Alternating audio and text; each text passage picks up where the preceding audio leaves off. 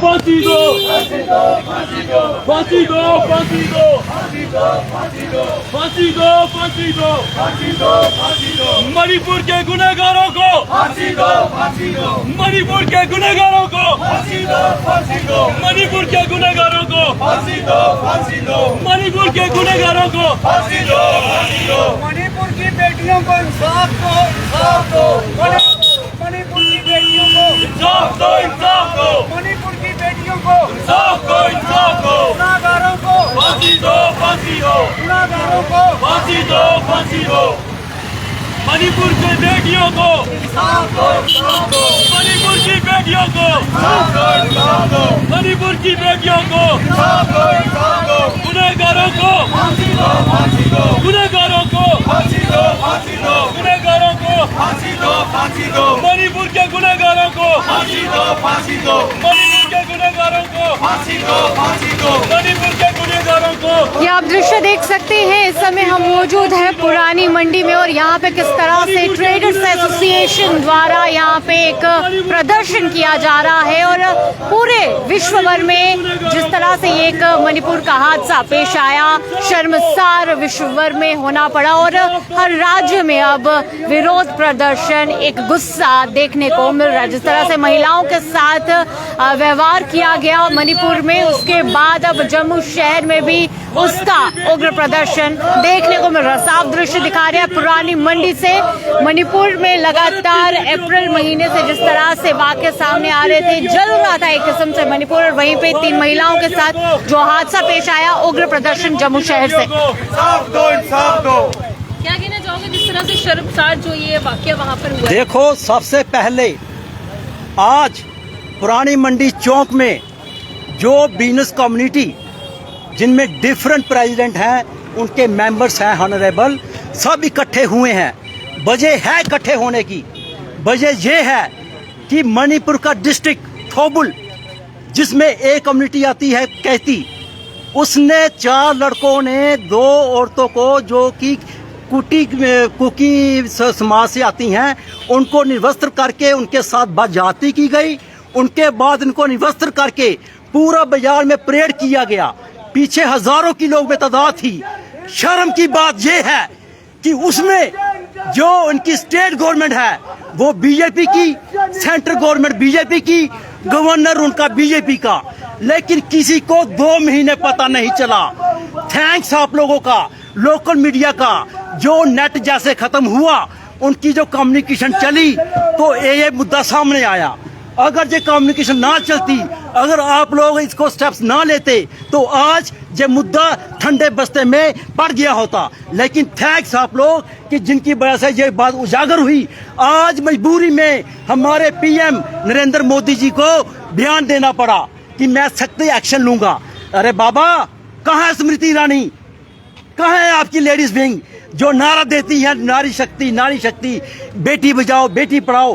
क्या बोल जिस तरह आपने जो नारे बोर्ड के लिए रखे हैं, अगर ऐसा नहीं है तो जो अक्यूज लोग हैं उनके घर को डिसमेंटल करके उनको फांसी पे लटका दो, ताकि आने वाले टाइम में समाज में एक मैसेज आए कि जो गलत करेगा उसको उसकी नानी को भी नहीं बख्शा जाएगा। सर, आपका क्या कहना है कि 1.5 महीना हो चुका है, अभी तक एक कल्प्रिट जो है वो पकड़ा गया है, और सबसे बड़ी बात वहाँ के मुख्यमंत्री का कहना है कि ये एक वाकया सामने आया, अभी सैकड़ों ऐसे मुद्दे हैं। मैंने नेशनल मीडिया में उनके ऑनरेबल चीफ मिनिस्टर का बयान सुना। वो बोल रहे हैं कि मैंने टीम गठित की है, दोनों कम्युनिटी को बैठ के कंप्रोमाइज करेंगे। अरे बाबा, ये आपका एक ऑन चेयर सीएम का जो जवाब है।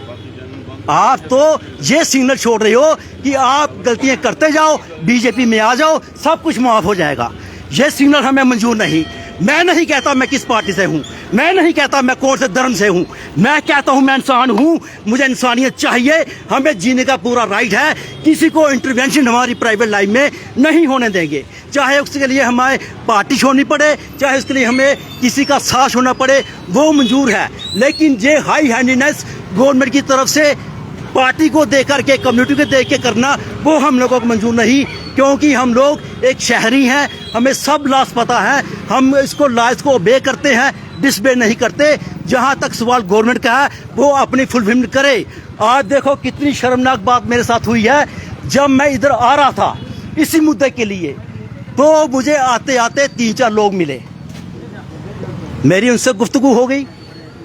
कहते बाबा जी आप क्या कह रहे हो, जब तक चौकीदार ही गलत है आप किसको कहोगे। मैंने बोला क्या मतलब। बोलते चौकीदार आपने रख दिया, उसको पर मंथ आपको पे भी कर रहे हो, लेकिन वो तो रात को ऑटो में बीच में जाकर सो जाता है। वो हालात अब जम्मू के बन गए हैं, वो हालात अब हिंदुस्तान के बन गए हैं। उसके लिए हर एक शख्स को जागना पड़ेगा और अपनी आवाज बुलंद करनी पड़ेगी, तो ही हम लोग सेफ हैं। नहीं तो आने वाले टाइम में हमारे हिंदुस्तान की वर्स्ट से वर्स्ट कंडीशन होने जा रही है, जो हम लोगों को, हमारी एक सोसाइटी को अच्छा नहीं लगेगा। जय हिंद, जय भारत। सर आपसे जानना चाहेंगे, एक तरफ स्लोगन है बेटी बचाओ बेटी पढ़ाओ और वहीं पे इस तरह की हरकतें देखने को मिल रही है, और ये सिर्फ मणिपुर का नहीं, मुद्दे ये कई तरह के सामने है।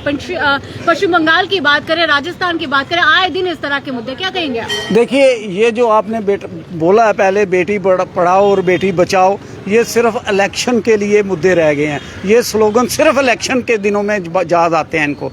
क्या जो मेरे अभी एक साथी ने बोला है कि 70-75 दिन किसी को पता ही नहीं चला, और इस गवर्नमेंट ने, जो सेंट्रल गवर्नमेंट और स्टेट गवर्नमेंट जो बीजेपी की है, इन्होंने उस मुद्दे को दबाने की कोशिश की गई। और मीडिया के अंदर आज तो हर एक आदमी के हाथ में मोबाइल है, वीडियो बनती हैं। अगर ये मुद्दा बाहर नहीं आता तो आज ये पोजीशन जो हो जानी थी, इस मुद्दे को ठंडे बस्ते में डाल दिया गया जाता। क्या बेटी पढ़ाओ, क्या बेटी बचाओ, कोई ये नारा काम नहीं आ रहा। देखिए, मुझे एक चीज़ पता है कि जब इस किस्म के मुद्दे होते हैं तो इनको तो फौरन फास्ट ट्रैक पे ख़त्म करके कल्प्रिट को फांसी की सजा होनी चाहिए, ना कि इनको लमका देना चाहिए। जैसे चीफ मिनिस्टर साहब बोल रहे हैं, दोनों कम्युनिटियों को बिठा के कंप्रोमाइज़, या किस चीज़ का कंप्रोमाइज़? इसका मतलब कि आप उन बच्चियों के ऊपर प्रेशराइज करोगे कि आप कंप्रोमाइज़ करो, पैसे ले लो। क्या उनकी इज्जत वापस आएगी? ये भी सुनने में आ रहा है कि उनकी फैमिली को भी ख़त्म कर दिया गया। तो क्या आप उनको वो आदमी वापस ला के दोगे? किस चीज़ का आप कंप्रोमाइज़ कराना चाहते हो? सीधी सी बात है, विक्टिम को फांसी होनी चाहिए। और 71 दिन के अंदर आप एक ही आदमी पकड़ के बैठे हो, जबकि वो पूरे का पूरा वीडियो के अंदर जुलूस दिखाई दे रहा है, सब कुछ दे रहा है। क्यों नहीं कर रहे आप?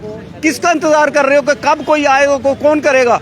आपकी स्टेट है, आपके लोग हैं, आपका सेंटर है, सब कुछ है, फिर इसमें क्या रुकावट आ रही है? और जितनी, हम तो कहेंगे जितनी जल्दी होता है इसको फास्ट ट्रैक पे ला के विद इन मंथ उनको फांसी दी जाए। जो आगे भी करने की ये सोचे, उसको डर लगे और करने से पहले वो 10 बार सोचे।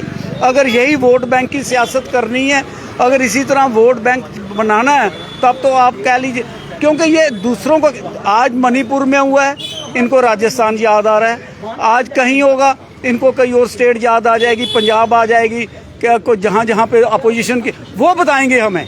ये नहीं बताएंगे कि हमने क्या किया, हमारी स्टेट के अंदर क्या हुआ है। आप 70 साल का हिसाब मांगते हो, आज तो आपको भी 10 साल हो गए हैं। आने वाले टाइम भी आप ख्वाब ले रहे हो कि हम आएंगे, वो तो जनता जानती है कि आपको लाना है या नहीं लाना। कि पब्लिक आपसे इतनी त्राहिमाम है, आपसे इतनी दुखी हो चुकी है अब कि जनता आपकी शक्ल देखना नहीं चाहती और आपको एकदम किक करके बाहर फेंकना चाहती है।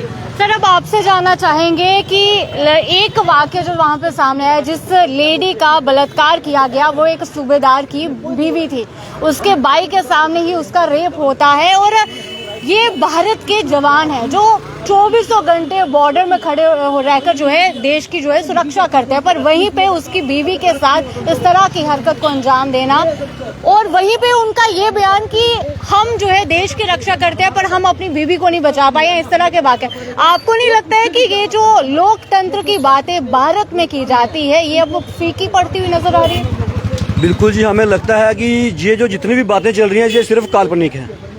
सबसे बड़ी बात मणिपुर की बात नहीं है, ये पूरे देश की बेटियों की बात है।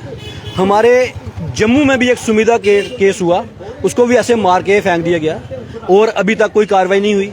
ये हमारी एडमिनिस्ट्रेशन ही गलत है। और हर जगह पे हम प्रधानमंत्री मोदी जी से सिर्फ एक अपील करना चाहते हैं कि आपने बोलने में बड़ी देर लगा दी, मगर उसके बावजूद भी अगर आप बोल रहे हो, उसके ऊपर अगर 4 आदमियों ने, एक भाई ने अपनी बहन को बचाने की कोशिश की और उसको मार दिया गया, उसके बाप ने बचाने की कोशिश की तो उसको मार दिया गया, बेटियों को निर्वस्त्र, मुझे तो कहने में भी शर्म आ रही है कि निर्वस्त्र पूरे ग्राउंड में, पूरे रोड में दौड़ा के मारा, उसके बाद गैंग रेप हुआ।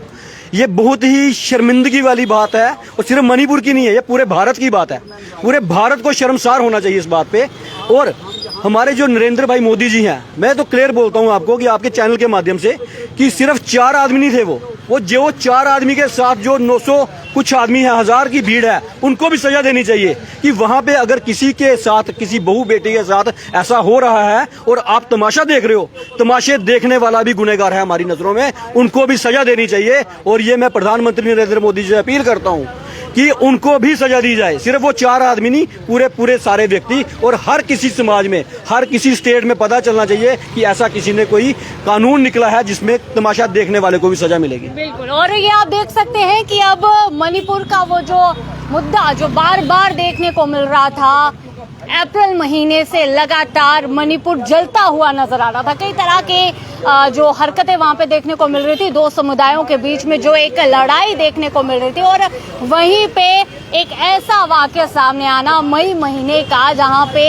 एक बेटी के साथ, एक बहू के साथ जो एक रेप किया जाता है और वहीं पे महिलाओं को निर्वस्त्र करके परेड मार्च करवाई जाती है। और उस समय वहां पे 500 से 800 लगभग लोग वहां पे मौजूद थे और फिर भी ये वाकया सामने पेश आया। और सबसे बड़ी बात ये है कि मई का ये वाकया और एक्शन लिया जाता है जुलाई महीने में, और वो भी अब तक एक कल्प्रिट जो है वो पकड़ा गया है।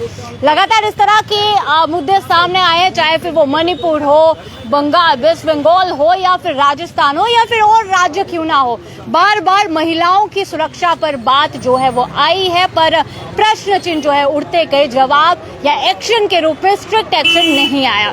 तो ये आप देख सकते हैं कि जो मणिपुर का गुस्सा है वो अब पूरे देश के में देखने को मिल रहा है, अलग अलग राज्यों में देखने को मिल रहा है। और वहीं पे सबसे बड़ी बात, पूरे विश्व भर में भारत देश को शर्मसार होना पड़ा इस वाकये को लेकर। क्या कहना है आपका? अपनी राय जरूर दीजिए। अभी के लिए इतना ही। मुझे और मेरे कैमरा पर्सन नरेश भगत को दीजिए इजाजत।